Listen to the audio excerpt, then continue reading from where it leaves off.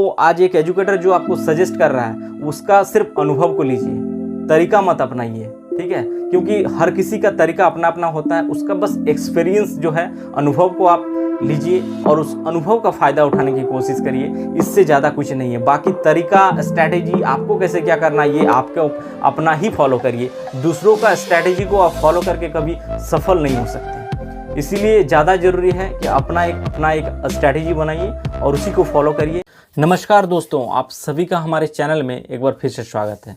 दोस्तों, आज के इस वीडियो में हम लोग बात करने वाले कि सोंद माटी कहानी संग्रह का जो 5वां कहानी है, यानी अजवायर भौजी के बेड़ाइल चेंगा। इस कहानी के जो भी ऑब्जेक्टिव टाइप के प्रश्न बन सकते हैं, इसी के बारे में इस कहानी में चर्चा करेंगे। और साथ ही इस कहानी का अगर वीडियो देखना चाहते हैं दोस्तों, तो लिंक डिस्क्रिप्शन में पूरे खोटा वीडियो का प्लेलिस्ट डाल दिया हूँ, आप चाहे तो वहाँ से देख सकते हैं, ठीक है। तो चलिए दोस्तों, हम लोग वीडियो की शुरुआत करते हैं, ठीक है। दोस्तों, ये है अजवायर भौजी के बेड़ाइल चेंगा, जो कि सोंद माटी कहानी संग्रह का 5वां कहानी है, ठीक है। यहाँ पर देख सकते हैं कि 5वां नंबर कहानी, और इसके जो लेखक है वो है आपके प्रोफेसर विनोद कुमार जी, ठीक है।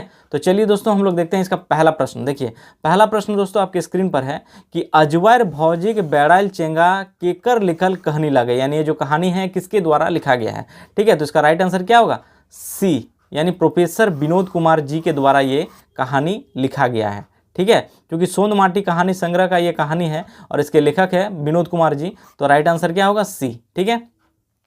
नंबर दूसरा प्रश्न जो दोस्तों कि अजवायर भौजी कई गो बाल बच्चा रहल थीन, ठीक है। अजवायर भौजी जो था इसके कई गो बाल बच्चा रहल थीन। ऑप्शन है 5, 8, 9 और 10। राइट आंसर क्या होगा? डी, यानी इसके टोटल 10 बच्चा था, जिसमें से 2 गो बेटा था और 8 गो बेटी थी, ठीक है। यानी टोटल 10 बच्चा था अजवायर भौजी का, ठीक है।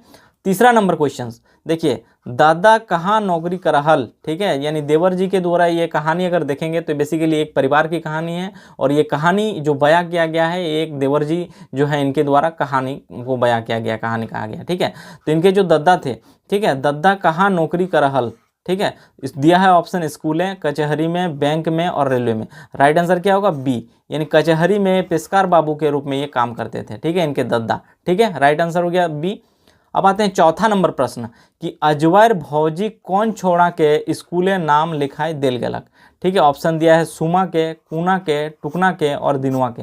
राइट आंसर क्या होगा? सी, यानी टुकना को। जब इस कहानी में पढ़ेंगे तो इनके देवर जी चूँकि बाहर में रहकर पढ़ाई लिखाई करते हैं, जब घर आते हैं तो टुकना को दिखता है कि ये घूम रहा है, ठीक है। तो इसी वजह से वो आकर इसको स्कूल में नाम लिखाई देता है, टुकना, ठीक है।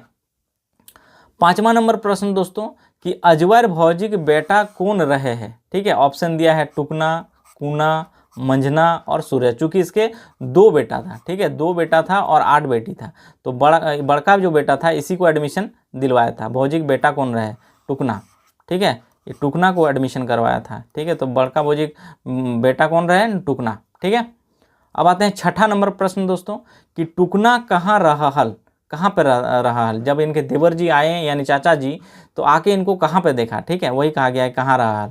ऑप्शन दिया है बांध, बांध मतलब तालाब को कहा गया है, आम के बगीचा में, बाड़ी में और घारे के छात। बाड़ी के कहने का मतलब है जो हर किसी के घर के पीछे एक ज़मीन का इलाका होता है जिसमें वो लोग सब्जी वगैरह कुछ लगाते हैं, इसी को बाड़ी कहा जाता है कोठा में, ठीक है। तो राइट आंसर क्या होगा इसका? बी होगा, यानी आम के बगीचा में। जब आया तो उनको मिला कहाँ पे? आम के बगीचा में।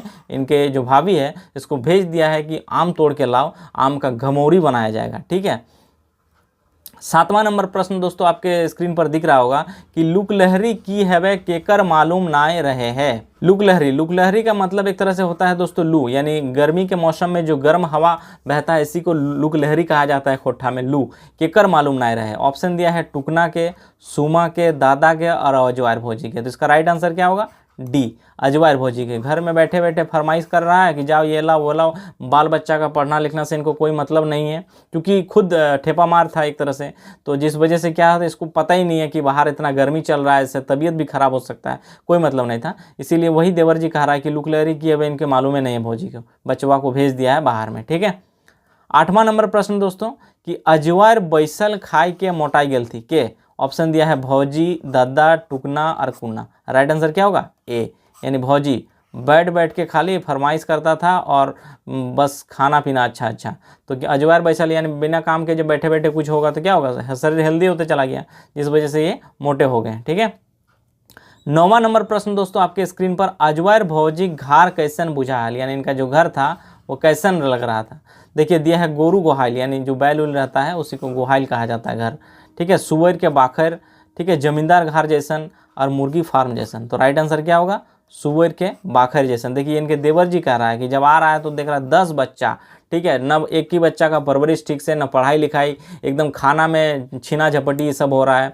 तो जिस वजह से वो ये कह रहा है कि घर है एकदम सुअर के बाखर जैसन बना दिया है, यानी सुअर जिस तरह से देखते हैं ना पूरे पाल में घूमते रहता है, ठीक है। अब होता है 10वां नंबर प्रश्न दोस्तों आपके स्क्रीन पर। देखिए भौजिक फरमावल जिनिस रहल हल, यानी फरमाइश करते रहता था इनके जो भाभी जी थे, ठीक है। दिया दिया पाउडर, काजर इतर, सेंट और उपरेक्ट सभी। देखिए पाउडर मतलब सबको पता है, काजर इतर सबको पता है, और सेंट मतलब परफ्यूम जिसको कहते हैं, ठीक है, या उपरेक्ट सभी। तो राइट आंसर क्या होगा, डी, यानी उपरेक्ट सभी।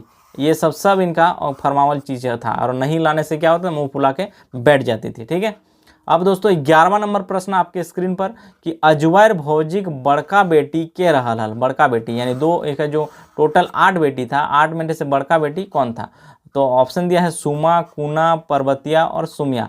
तो राइट आंसर क्या होगा, बड़का बेटी का क्या नाम था, सुमा। याद रखिएगा, कहानी में पढ़ेंगे तो आपको मिलेगा बड़का बेटी जो था वो सुमा थी, ठीक है। 12वां नंबर प्रश्न दोस्तों आपकी स्क्रीन पर कि अजवायर भौजिक छठ बेटी यानी छोटा बेटी, ठीक है, छठ बेटी का नाम रहल हल। छोटा बेटी का क्या नाम था, दिया ऑप्शन कुना, टुकना, झमना और सुमिया। आंसर क्या होगा दोस्तों, राइट आंसर होगा इसका ए, यानी कुना। बड़ा बेटी का नाम था सुमा और छोटा बेटी का नाम, छठ बेटी का नाम था कुना। कुना इज राइट आंसर, ठीक है। 12वां हो गया। अब 13वां नंबर प्रश्न दोस्तों आपके स्क्रीन पर कि गाँव के स्कूल कहाँ हल थी, यानी गांव का जो स्कूल था वो कहाँ पे था, ठीक है। ऑप्शन दिया है बर गाछक छाँव तरह, यानी बरगद के पेड़ के छाँ के नीचे। गाँव हेठ है, यानी गांव में अगर नीचे तरफ जाएंगे तो उसको हेठ कहा जाता है, ठीक है। तेतर गाछक छाँव तरह, यानी इमली का पेड़ जिसको कहता है तेतर गाछ, ठीक है। और दिया है शिव मंदिर के पास है। तो राइट आंसर क्या होगा, ए, यानी बर गाछक छाहुर तरह गांव में स्कूल रहता है, और वहीं पर जाकर उसको देवर जी जो है या चाचा जी वो टुकना को एडमिशन दिलवाता है, ठीक है। अब 14वां नंबर प्रश्न दोस्तों आपके स्क्रीन पर कि दद्दा जो था, यानी इनके जो दद्दा थे केते पढ़ल हल, ठीक है, आए पास, बीए पास, मैट्रिक पास और 8वां पास।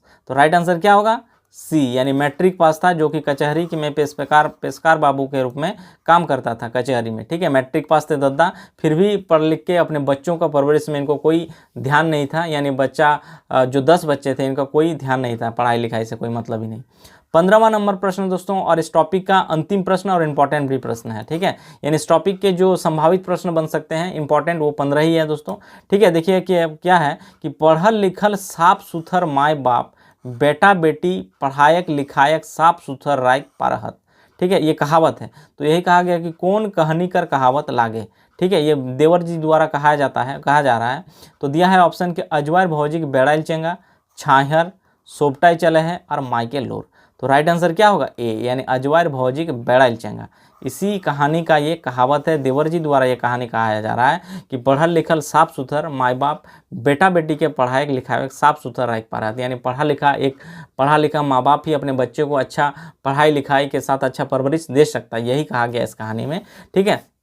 इस कहानी का बेसिकली मतलब ही है कि अजवायर भौजिक बेड़ल चंगा, यानी आराम से बैठे हुए एक भाभी है इनके जिनका बेड़ल चंगा, यानी बच्चों का कोई ध्यान नहीं है, परवरिश नहीं है, इसीलिए क्या हो रहा है, जो भी 10 बच्चे हैं ये क्या कर रहा है, कभी कोई बकरी उकरी चराने चल जाता है, कोई मछली पकड़ने चला जाता है, आम के बगीचा में धूप में घूम रहे हैं, ठीक है। तो जिस वजह से क्या हो, पढ़ाई लिखाई में कोई मतलब नहीं है, इसीलिए कहानी का मतलब ही है अजवायर भौजिक बेड़ल चंगा, ठीक है। तो दोस्तों ये रहा इस कहानी के यानी अजवायर भौजिक बेड़ल चंगा के 15 महत्वपूर्ण MCQ। और इसका अगला जो वीडियो होगा दोस्तों उस कहानी का भी वीडियो हम लेकर आएंगे, सिलसिलेवार से हर टॉपिक का वीडियो कराएंगे MCQ के माध्यम से।